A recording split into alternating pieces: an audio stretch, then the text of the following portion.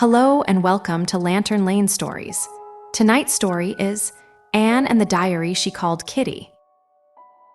Welcome, little one. Pull the blanket up to your chin. Let your shoulders sink into the soft pillow. Tonight we are going to a city of canals called Amsterdam. Amsterdam is in a small country called the Netherlands. It is a city where the streets are crossed by long ribbons of water. The tall, narrow houses lean a little to the side, like tired friends. Bicycle bells ring softly far away. The smell of wet leaves drifts through the cool evening air. A tiny boat passes under a stone bridge, its lantern swaying. Long ago, in 1942, a girl lived here. Her name was Anne. She was 13 years old. Anne had warm brown eyes and a quick laugh. She loved books. She loved her older sister, Margaret. And more than almost anything else, she loved to write. Her family lived in a long, narrow house at a place called Prinsengracht 263. The house stood right beside a quiet canal, with green water lapping gently at the stones. And, little one, you can still visit that very house today. In the summer of 1942, the family had to stay very quietly inside. Outside in those years was not safe for them, so they moved into the small rooms above her father's office. To get there, you climbed steep wooden stairs that creaked at every step. Then you reached a tall bookcase pushed up against a wall. The bookcase looked very normal at first, but it was not. The bookcase was a door. If you pushed gently on the right corner, it swung open. Behind it was a hidden flat, a small kitchen, a few bedrooms, a tiny bathroom, and a narrow attic at the very top. That was where Anne lived now. 8 people altogether shared the rooms: Anne, her sister, her parents, another family of 3, and a kind older dentist who joined them later. Anne brought her favorite things: photos of film stars she had carefully pasted on the wall, a few books, and most precious of all, a red and white checked notebook with a tiny lock on the cover. She had been given the notebook for her 13th birthday on the 12th of June, 1942. She decided right away that the notebook deserved a name. "Kitty," she said softly. "I will call you Kitty." She opened the cover. The pages were creamy and blank. "Hello, Kitty," she whispered. "Today I want to tell you everything."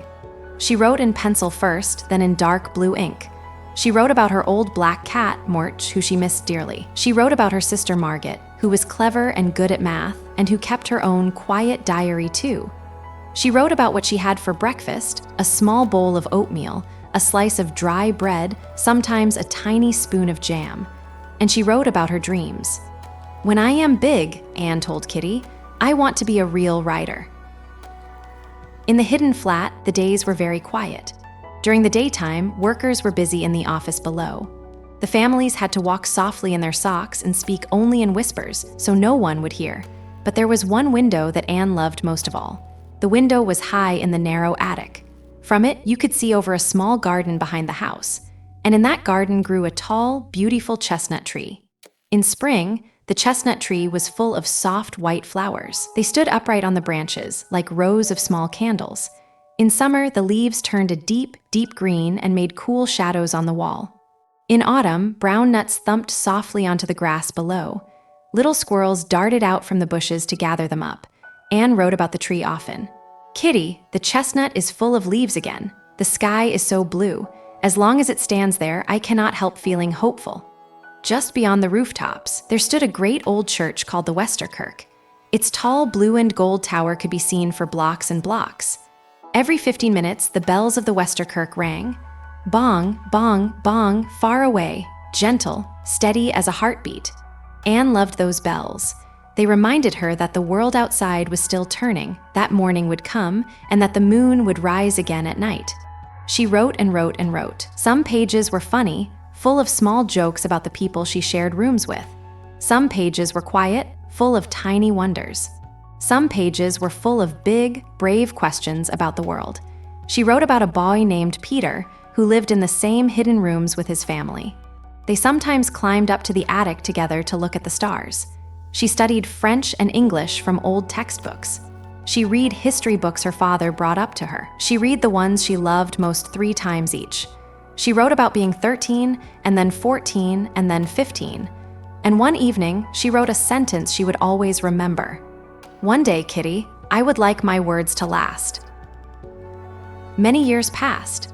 The seasons turned and turned again. The world outside slowly changed.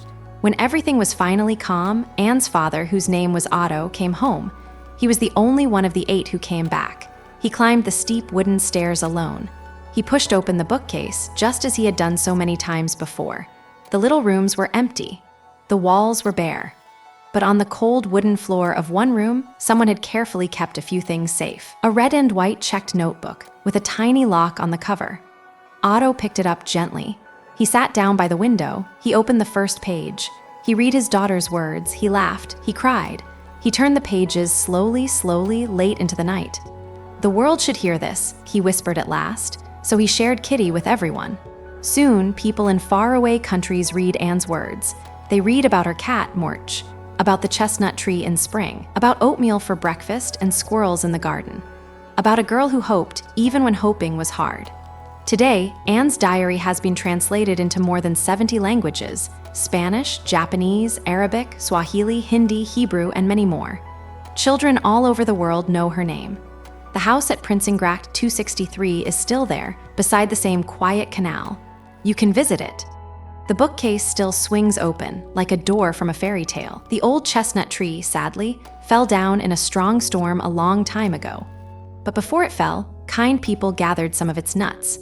They planted them carefully in many cities. Today, young chestnut trees grown from those nuts stand in parks all over the world.